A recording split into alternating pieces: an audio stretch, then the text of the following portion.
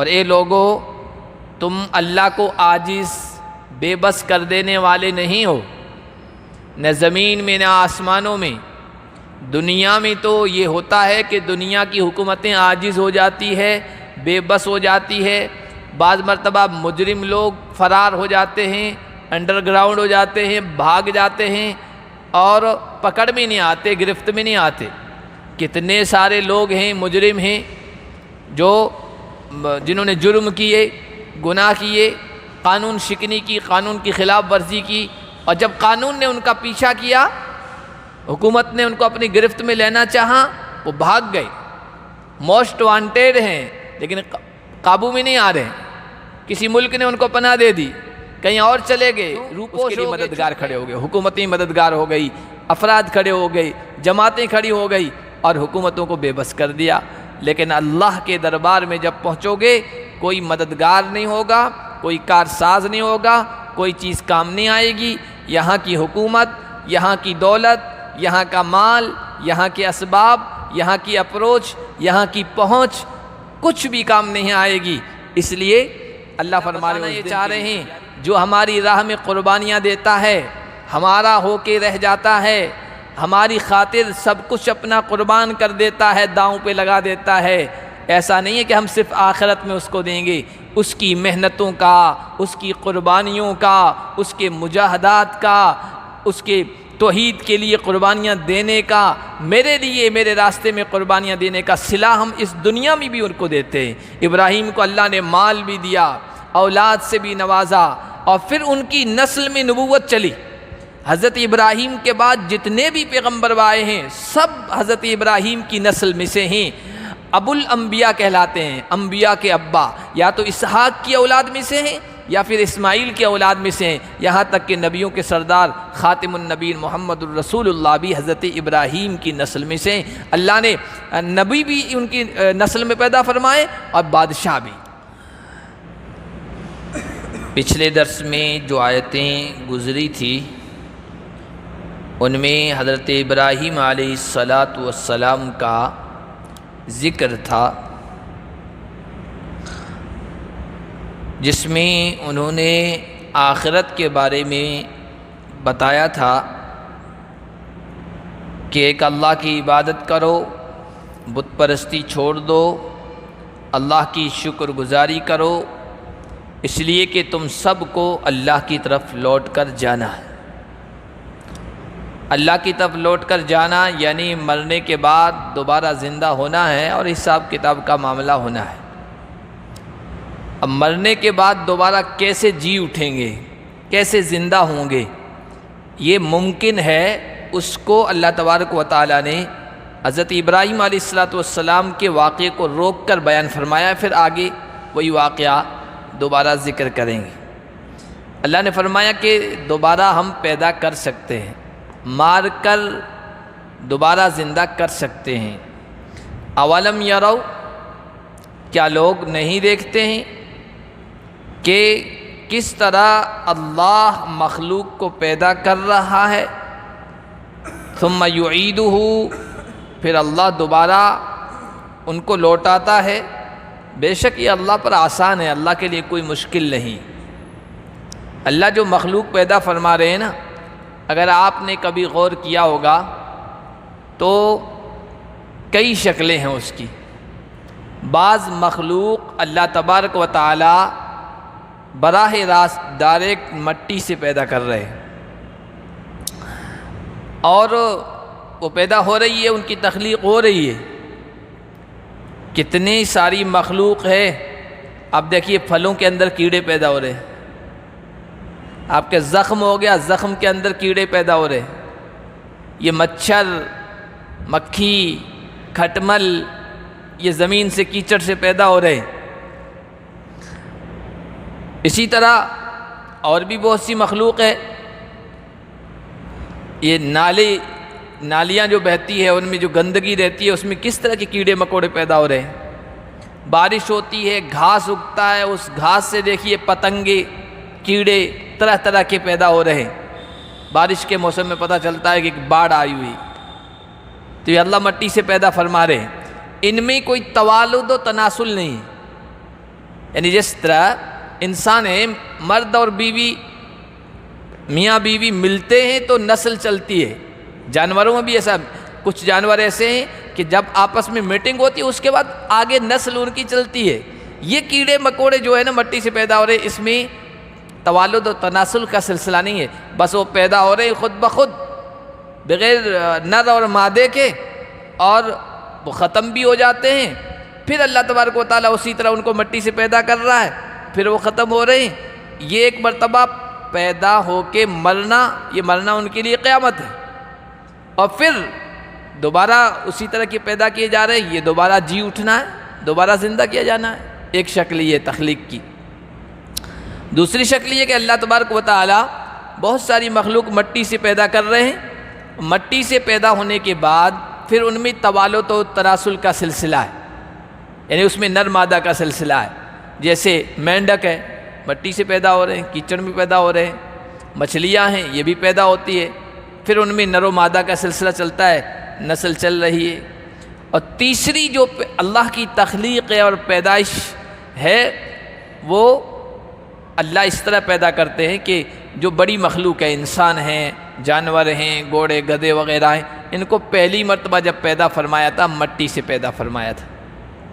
پھر ان کے بعد اب مٹی سے پیدا نہیں ہو رہے ہیں، اگرچہ جن چیزوں سے وہ پیدا ہو رہے ہیں وہ مٹی کی ہے، خوراک ہے، نطفے سے ان کی تخلیق ہوتی ہے، نطفہ خوراک سے پیدا ہو رہا ہے، خوراک جتنی بھی چیزیں ہیں وہ مٹی سے پیدا ہو رہی ہے، لیکن بہرحال پہلی مرتبہ آدم کو پیدا کیا تھا وہ مٹی سے پیدا کیا تھا، اور پہلی مرتبہ یہ جانوروں کا ہے وہ مٹی سے پیدا کیے گئے تھے۔ پھر اس کے بعد ان میں نر و مادہ کا سلسلہ چل رہا ہے، آج بھی چل رہا ہے، قیامت تک چلتا رہے گا۔ تو اللہ تبارک و تعالیٰ اپنی قدرت سے یہ سب دکھا رہے ہیں کہ ہم اس طرح پیدا بھی کرتے ہیں اور پیدا کرنے کے بعد مارتے بھی ہیں، مارنے کے بعد دوبارہ بھی زندہ کر رہے ہیں۔ تو قیامت کیا مشکل ہے ہمارے لیے؟ کچھ مشکل نہیں ہے۔ ان ذالک علی اللہ یسیر، بے شک اللہ کے لیے دوبارہ پیدا کرنا بہت آسان ہے۔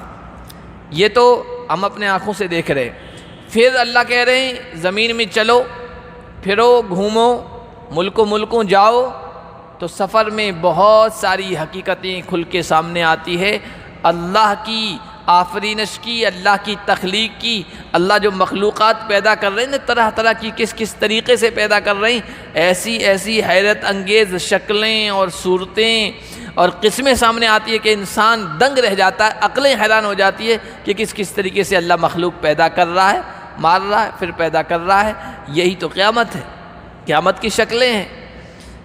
قل سیروا فی الارض فانظروا کیف بدا الخلق، آپ کہیے زمین میں چلو پھر دیکھو اللہ نے کس طرح پہلی مرتبہ مخلوق کو پیدا کیا۔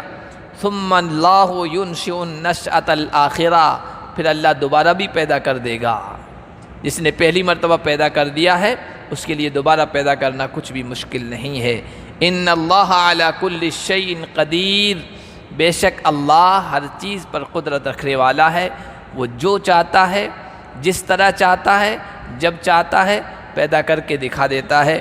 یعذب من یشاء ویرحم من یشاء، اللہ قدرت والا ہے، وہ تمہیں بھی دوبارہ پیدا کرے گا اور تم دوبارہ جی اٹھو گے، قیامت برپا ہوگی۔ جسے چاہے گا وہ عذاب میں مبتلا کرے گا اور جسے چاہے گا اس پر رحم فرمائے گا، اس کی طرف سب کو لوٹ کے جانا ہے۔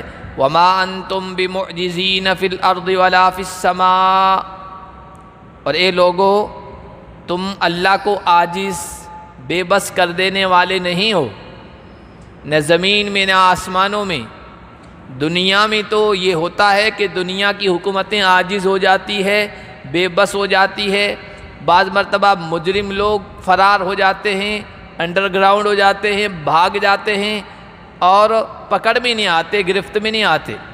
کتنے سارے لوگ ہیں، مجرم ہیں، جنہوں نے جرم کیے، گناہ کیے، قانون شکنی کی، قانون کی خلاف ورزی کی، اور جب قانون نے ان کا پیچھا کیا، حکومت نے ان کو اپنی گرفت میں لینا چاہا، وہ بھاگ گئے، موسٹ وانٹیڈ ہیں لیکن قابو میں نہیں آ رہے ہیں۔ کسی ملک نے ان کو پناہ دے دی، کہیں اور چلے گئے، روپوش ہو گئے، چھپ گئے، آج تک نہیں پکڑے گئے۔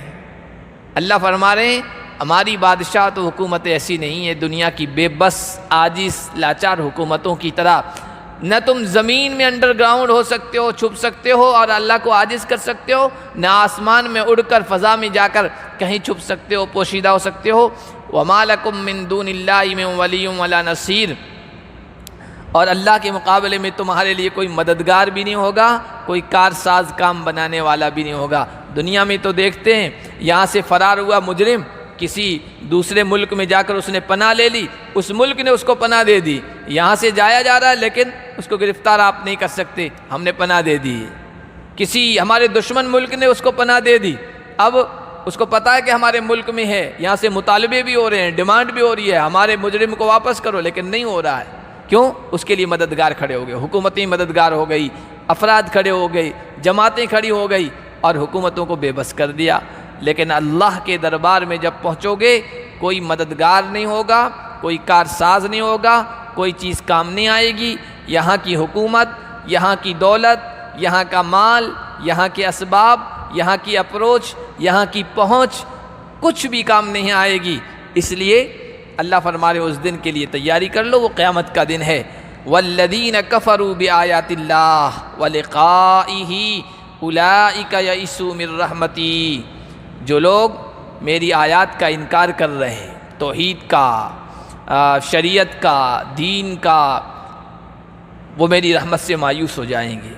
اس لیے کہ رحمت تو ان کو ملے گی جو توحید کو مانتے ہیں، جو اللہ کے احکامات کو تسلیم کرتے ہیں، اور وَلِقَائِهِ، اللہ کی ملاقات کے جو منکر ہیں، انکار کر رہے ہیں۔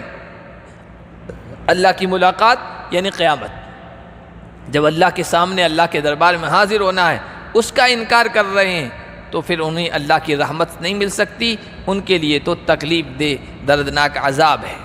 یہاں تک اللہ تعالیٰ نے بیچ میں قیامت کا ذکر کیا ہے، پھر حضرت ابراہیم علیہ السلام کا واقعہ دوبارہ شروع کیا ہے۔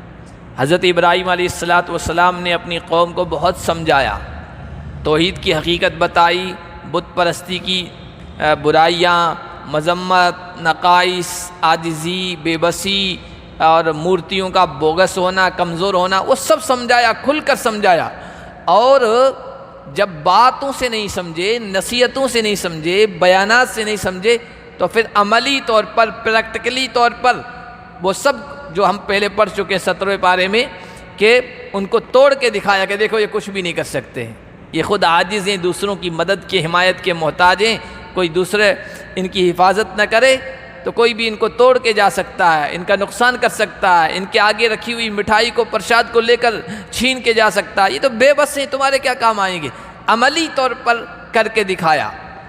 جب ان کے سامنے یہ حقیقت آ گئی کہ واقعی یہ مورتیاں بے بس ہیں اور یہ بت عاجز و لاچار ہیں، حضرت ابراہیم علیہ السلام نے قوم کو سمجھایا، مناظرہ کیا، ڈیبیٹ کی، جس طرح سے سمجھانا چاہتا سمجھایا، قوم کو بھی، اپنے والد کو بھی، وقت کے بادشاہ نمرود کو بھی، اور جن جن لوگوں کو سمجھانا تھا۔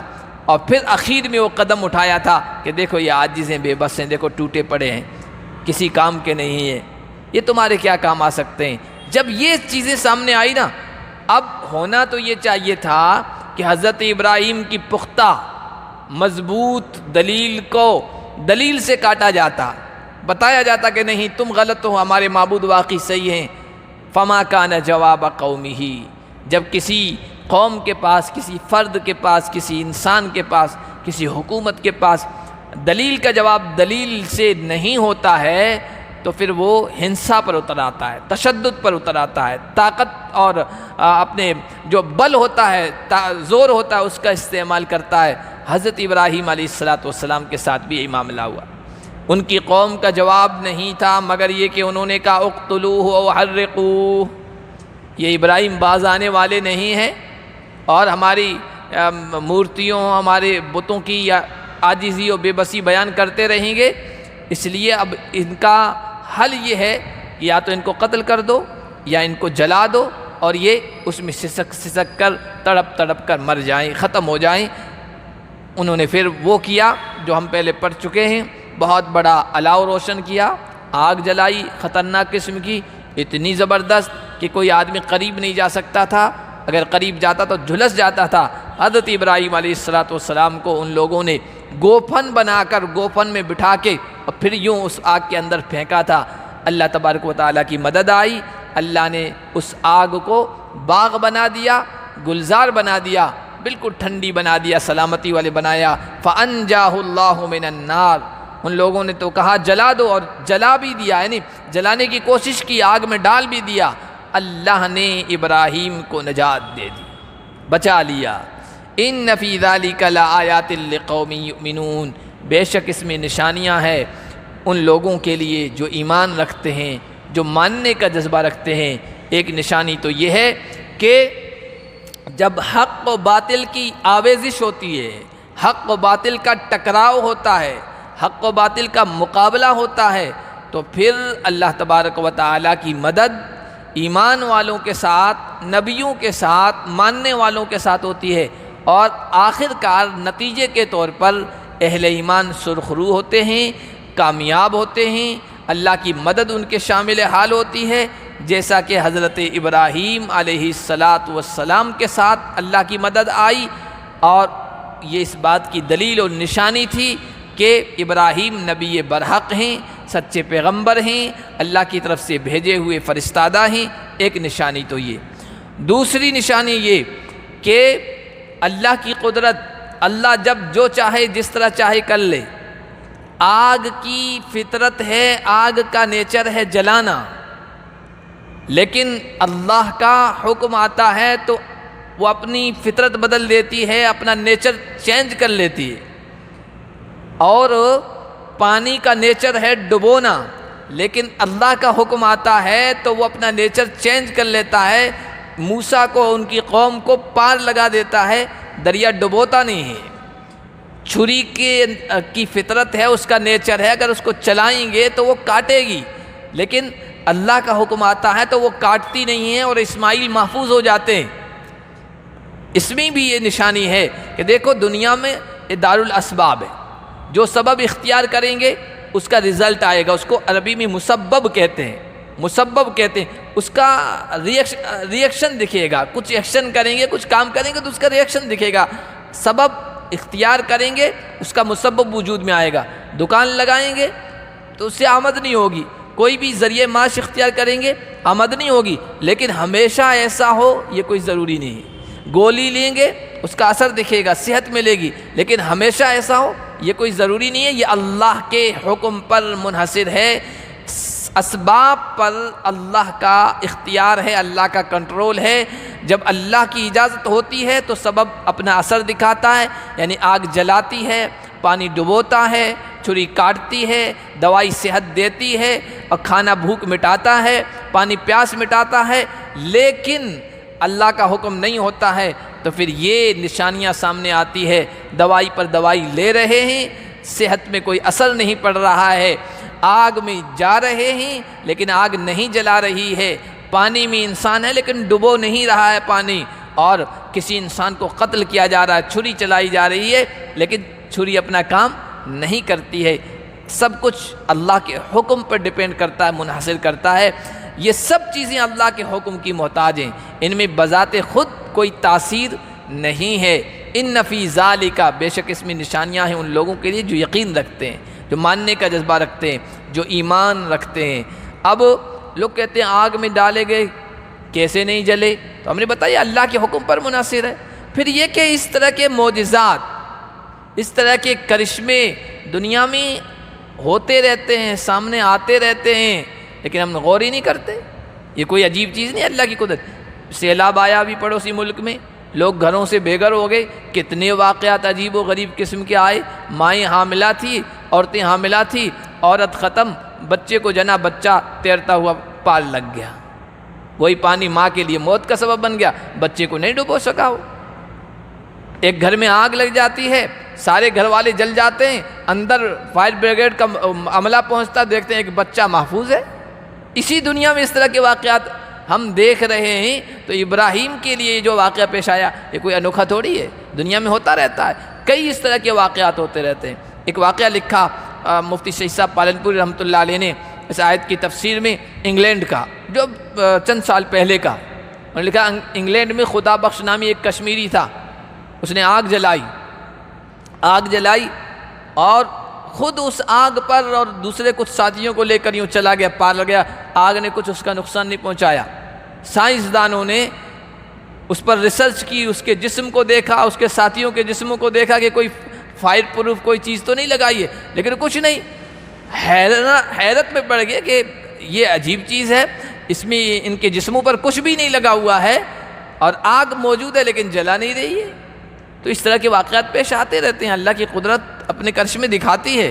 حضرت ابراہیم علیہ السلام کے اس واقعے میں کوئی تعجب کی چیز نہیں ہے۔ لوگ مذاق اڑاتے ہیں، کافر لوگ، یہ کیسے ہو سکتا ہے، آگ میں چلے گئے؟ تو بھائی تمہارے یہاں کی میتھولوجی میں بھی تو اس طرح کے واقعات موجود ہیں، پھر دوسروں کا کیوں مذاق اڑاتے ہو؟ سیتا جی کو آگ پہ تم کہتے ہو وہ بالکل صحیح سالم ہو گئی، کچھ نقصان نہیں پہنچایا۔ تمہارے خود کے یہاں واقعات موجود ہیں تو قرآن کے واقعات کا کیوں مذاق اڑائیں؟ ہو سکتا ہے یہ اللہ کی قدرت ہے۔ وقال انما اتخذتم من دون اللہ اوثانا مودۃ بینکم فی الحیاۃ الدنیا، حضرت ابراہیم نے کہا کہ تم نے اللہ کو چھوڑ کر بت بنا لیے ہیں دنیا کی زندگی میں، آپس میں محبت کی وجہ سے الگ الگ بت بنا لیے ہیں، اور ان بتوں کی محبت کی وجہ سے آپس میں تم جڑے ہوئے ہو، ایک دوسرے سے وابستہ ہو۔ عام طور پر یہی ہوتا ہے کہ ایک چیز کامن ہوتی ہے چند لوگوں میں تو وہ محبت کا سبب بن جاتی ہے۔ اب کسی کا ایک بت بن گیا، اس بت کو جتنے ماننے والے ہیں وہ آپس میں تعلق والے ہو جاتے ہیں، محبت والے ہو جاتے ہیں، کیونکہ ان میں وہ چیز کامن ہے۔ کوئی علاقے والے دوسرے بت کو پوجا کرتے ہیں، اب وہاں آپ پہنچ گئے، آپ بھی اس کی پوجا کرتے تو ان سے محبت ہو گئی۔ کیوں؟ کہ جس بت کو ہم مان رہے ہیں، جس دیوی کو ہم مان رہے ہیں، یہ بھی مان رہے ہیں۔ دنیا کی زندگی میں تعلقات اسی طرح چل رہے ہیں۔ تو کہا کہ اللہ کو چھوڑ کر جن بتوں کی وجہ سے تم آپس میں تعلق اور محبتیں قائم کیے ہوئے ہو، ثم یوم القیامت، یہ قیامت کے دن کام نہیں آئے گی۔ یکفر بعضکم ببعض ویلعن بعضکم بعضا، تم ایک دوسرے کا انکار کرو گے، وہاں ایک دوسرے کے اوپر لعنت بھیجو گے۔ لعنت آپس میں لوگ بھی بھیجیں گے کہ اس بت کا میں مرید بنا تھا اس کے کہنے کی وجہ سے کہ یہ بڑا کام آئے گا، آج کام نہیں آ رہا ہے، دور لعنت ہے تجھ پر، تو نے تو پھنسا دیا مجھے۔ اور بعض مرتبہ ایسا بھی ہوگا عابد اور معبود ایک دوسرے کے اوپر لعنت بھیجیں گے، جن کی پوجا کرتے تھے وہ پوجا کرنے والوں پر، پوجا کرنے والے معبودوں پر۔ یہ بھی قرآن میں کئی جگہ پر آیا ہے، کیونکہ وہاں ایک دوسرے کے کام نہیں آ سکیں گے۔ وَمَأْوَاكُمُ النَّارُ، تمہارا ٹھکانہ جہنم ہے، وَمَا لَكُم مِّن نَاصِرِينَ، اور تمہارا کوئی مددگار نہیں ہوگا۔ قیامت کے دن بعض شخصیات کی بھی تو لوگ پوجا کرتے ہیں نا، حضرت عیسیٰ کی پوجا کر رہے ہیں، مریم کی پوجا کر رہے ہیں، عزیر کی پوجا کر رہے ہیں، پیغمبروں میں سے بہت سارے لوگوں کی عبادت، اسی طرح اللہ کے نیک بندوں کی عبادت، یہ سمجھ کر یہ ہمارے کام آئیں گے۔ کل قیامت کے دن کہیں گے ہم نے تھوڑی کہا تھا ہماری عبادت کرنے کے لیے، تم اپنی حاجت کے لیے، اپنی خواہشات پر چلتے ہوئے، اپنی من مانی بات کہ یہ بزرگ یہ اولاد دے دیتے ہیں، یہ مال کی پریشانی دور کر دیتے ہیں، یہ فلاں یہ کر دیتے ہیں، فلاں کے دربار میں پہنچ جاؤ وہ یہ کر دیتے ہیں، تم نے اپنی من مانی باتیں کر لی تھی، ہمارا اس سے کوئی تعلق نہیں تھا، برات کا اظہار کریں گے، ہمارا تم سے کوئی تعلق نہیں، تو کہیں گے تو ہم تو تمہاری عبادت کرتے تھے اور تمہارے کہے جاتے تھے اور تم انکار کر رہے ہو۔ حضرت عیسیٰ سے اللہ تعالیٰ کہیں گے، 7ویں پارے میں آیا ہے، یا عیسیٰ ابن مریم، یا عیسیٰ ابن مریم انت قلت للناس اتخذونی امی الہین من دون اللہ، عیسیٰ بتاؤ یہ عیسائی تمہاری پوجا کرتے تھے، تو نے یہ کہا تھا، تم نے یہ کہا تھا کہ میری اور میری ماں مریم کی عبادت کرو تم؟ حضرت عیسیٰ کہیں گے پروردگار ما قلت لهم الا ما امرتنی بہ، پروردگار میں نے تو ان کو وہی کہا تھا جو تو نے حکم دیا تھا، ان اعبدوا اللہ ربی و ربکم، کہ بس ایک اللہ کی جو میرا بھی ہے تمہارا بھی رب ہے اس کی عبادت کرو، بس کسی اور کی نہیں۔ اب انہوں نے میرے دنیا سے اٹھائے جانے کے بعد میری پوجا کی تو اس میں میرا کوئی قصور نہیں ہے، یہ انہوں نے اپنے طور پر کی ہے، برات کا اظہار کر دیں گے۔ اسی طرح ہر شخص جس کی پوجا کی جا رہی ہے کل قیامت کے دن برات کا اظہار کر دے گا، کوئی مددگار وہاں نہیں ہوگا۔ فآمن لہ لوط، حضرت ابراہیم نے بہت محنت کی لیکن لوگ ایمان نہیں لے آئے، کرشمہ بھی دیکھ لیا، آگ میں زندہ نکل آئے بالکل سلامتی کے ساتھ، تب بھی نہیں مانے۔ ماننا ہوتا ہے وہ بغیر اس طرح کے کرشموں کے مان لیتا، جن کو ماننا نہیں ہوتا ہزاروں کرشمے دکھا دو نہیں مانتے ہیں۔ لیکن ان کے ایک بھتیجے تھے حضرت لوط علیہ السلام، وہ ان پر ایمان لے آئے۔ اور پھر ابراہیم نے کہا یہاں قوم مان نہیں رہی ہے، میں اپنے رب کی طرف ہجرت کرنے والا ہوں۔ چنانچہ اپنے وطن سے نکلے، پہلے مصر پہنچے، وہاں آب و ہوا راس نہیں آئی، فلسطین پہنچے، فلسطین میں یہاں پھر رہائش اختیار کی، اور وہاں پر پھر اللہ تبارک و تعالیٰ نے ان کو اولاد سے بھی نوازا۔ میں اپنے رب کی طرف ہجرت کرنے والا ہوں، بے شک میرا رب زبردست حکمت والا ہے اور میرے لیے سارے راستے نکالے گا۔ اللہ فرما رہے ہیں وَوَهَبْنَا لَهُ إِسْحَاقَ وَيَعْقُوبَ، جب وہ فلسطین پہنچے ہیں تو ہم نے ان کو اولاد دی، اسحاق اور یعقوب پوتے ہیں، لیکن حضرت ابراہیم کی زندگی میں ہو گئے تھے، اور پھر بیٹا بھی پیغمبر بنا اور پوتا بھی پیغمبر بن رہا ہے، بلکہ آگے بھی اسی نسل میں یعقوب کے بیٹے یوسف بھی پیغمبر بن رہے ہیں، ہم نے ان کو یہ عطا کیے۔ وَجَعَلْنَا فِي ذُرِّيَّتِهِ النُّبُوَّةَ وَالْكِتَابَ، ابراہیم کی نسل میں ہم نے کتاب رکھی، نبوت رکھی، اور ہم نے ان کو اسی دنیا میں اجر دے دیا، اور آخرت میں تو وہ نیک لوگوں میں سے ہوں گے ہی، ہمارے اجر کے مستحق ہوں گے۔ اللہ بتانا یہ چاہ رہے ہیں جو ہماری راہ میں قربانیاں دیتا ہے، ہمارا ہو کے رہ جاتا ہے، ہماری خاطر سب کچھ اپنا قربان کر دیتا ہے، داؤں پہ لگا دیتا ہے، ایسا نہیں ہے کہ ہم صرف آخرت میں اس کو دیں گے، اس کی محنتوں کا، اس کی قربانیوں کا، اس کے مجاہدات کا، اس کے توحید کے لیے قربانیاں دینے کا، میرے لیے میرے راستے میں قربانیاں دینے کا صلہ ہم اس دنیا میں بھی ان کو دیتے ہیں۔ ابراہیم کو اللہ نے مال بھی دیا، اولاد سے بھی نوازا، اور پھر ان کی نسل میں نبوت چلی۔ حضرت ابراہیم کے بعد جتنے بھی پیغمبر آئے ہیں سب حضرت ابراہیم کی نسل میں سے ہیں، ابو الانبیاء کہلاتے ہیں، انبیاء کے ابا، یا تو اسحاق کی اولاد میں سے ہیں یا پھر اسماعیل کی اولاد میں سے ہیں، یہاں تک کہ نبیوں کے سردار خاتم النبیین محمد الرسول اللہ بھی حضرت ابراہیم کی نسل میں سے ہیں۔ اللہ نے نبی بھی ان کی نسل میں پیدا فرمائے اور بادشاہ بھی۔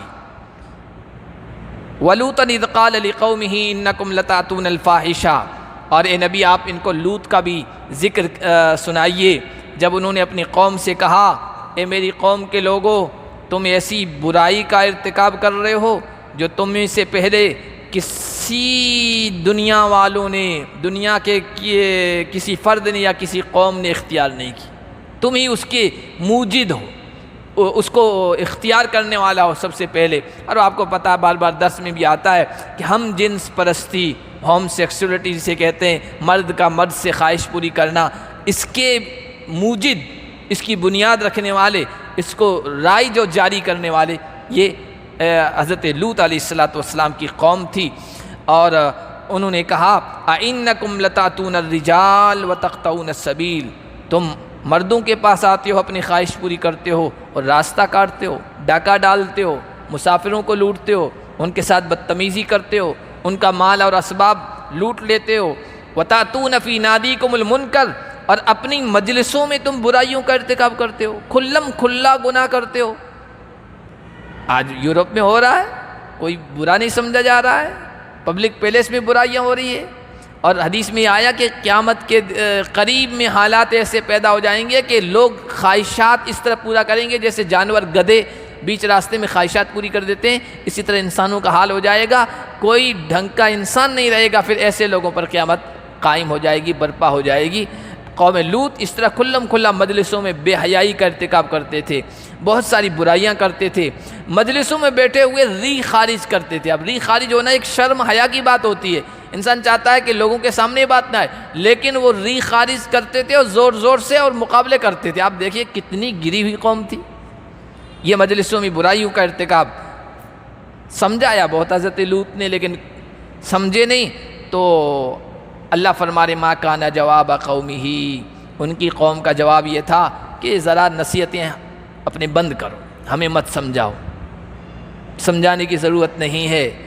اللہ کے عذاب سے ڈرا رہے ہو نا کہ ایک گناہ کر رہے ہو، اللہ کا عذاب آ جائے گا، اللہ کی گرفت آ جائے گی، پکڑ میں آ جاؤ گے۔ جس عذاب سے ڈرا رہے ہو ائتنا بعذاب اللہ ان کنت من الصادقین، اگر سچے ہو تو لا کے دکھا دو۔ قال رب انصرنی علی القوم المفسدین۔ یہ جب ظالم قوم ہوتی ہے اور جن کے سامنے دنیا ہی دنیا ہوتی ہے اور جو طاقت اور قوت اور افراد کے نشے میں مبتلا ہو جاتی ہے، تو اسی طرح چیلنج کرتی ہے اللہ کے عذاب کو۔ آج بھی لوگ کہہ رہے ہیں پوری دنیا میں مسلمان ستائے جا رہے ہیں، تم کہہ رہے ہو ہم حق پر ہیں، تمہارا اللہ ہے تو مدد کے لیے کیوں نہیں آتا ہے؟ یہی تو ہے، مدد کے لیے کیوں نہیں آ رہا ہے؟ اگر سچے ہو تو لا کے دکھا دو، اگر تم سچے ہو تو اللہ کا عذاب لا کے دکھاؤ۔ حضرت لوط نے ہاتھ اٹھا لیا، کہا ایسے مفسد فساد برپا کرنے والے لوگوں کے خلاف اللہ میری مدد فرما دیجیے۔ دعا قبول ہوئی، اللہ کی طرف سے فرشتے بھیجے گئے اور وہ فرشتے حضرت ابراہیم علیہ السلام کے پاس آئے۔ وَلَمَّا جَاءَتْ رُسُلُنَا إِبْرَاهِيمَ بِالْبُشْرَىٰ، اس لیے کہ حضرت ابراہیم کو اولاد کی خوشخبری دینی تھی، اولاد کی خوشخبری دی تھی۔ کہا لوط کی قوم کو تو تباہ کرنا ہے، ابراہیم کے پاس سے جاؤ اور ان کو بتانا کہ تمہیں اللہ اولاد سے نوازنے والا ہے۔ قالوا انا مہلکو اہل هذه القریہ، فرشتے لے کے آئے خوشخبری ابراہیم کے پاس۔ پھر وہ واقعہ پیش آیا کہ وہ مہمان نواز تھے، کہ مہمان آئے ہوئے، ایک بچڑا ذبح کر کے بن کے لے آئے، پیش کیا، وہ کھا نہیں رہے تھے۔ کہا کھاؤ، کہا کہ نہیں ہم نہیں کھاتے، ہم تو فرشتے ہیں۔ کہ اچھا کہاں جا رہے ہو؟ کہا لوط کی قوم کو برباد کرنے کے لیے جا رہے ہیں۔ انا اہلھا کانوا ظالمین، اس کے باشندے بڑے ظالم ہیں، حد سے گزر گئے ہیں۔ حضرت ابراہیم نے کہا اللہ کے بندو کیا کر رہے ہو؟ ان فیہا لوطا، وہاں تو لوط آباد ہے، ایمان والے پیغمبر ہیں۔ فرشتوں نے کہا نحن اعلم بمن فیہا، ہم اچھی طرح سے جانتے ہیں کن کو بچانا ہے، کن کی حفاظت کرنا ہے اور کن کو عبرت کا نشان بنانا ہے۔ لننجینہ وَأَهْلَهُ إِلَّا امرأتَهُ كَانَتْ مِنَ الْغَابِرِينَ، ہم لوط کی بھی حفاظت کریں گے، ان کو بچائیں گے، ایمان والوں کو جو ان پر ایمان لانے والے ہیں، ہاں اس کی بیوی ہے اور اس طرح کے جو دوسرے لوگ ہیں ان کی مانتے نہیں، وہ پیچھے رہ جانے والوں میں سے ہو جائیں گے اور برباد ہونے والوں میں سے ہو جائیں گے۔ آگے بھی اسی سلسلے میں کچھ ذکر ہے۔ پھر اس کے بعد اللہ نے جن قوموں پر اللہ کا عذاب آیا ہے ان کا بھی تذکرہ کیا ہے۔ انشاءاللہ اگلا درس 20ویں پارے کا آخری درس ہوگا، جس میں اللہ تعالیٰ نے پچھلی قوموں کی تباہی کا ذکر کیا ہے۔ اللہ پاک ہم سب کو عبرت حاصل کرنے کی توفیق عطا فرمائے۔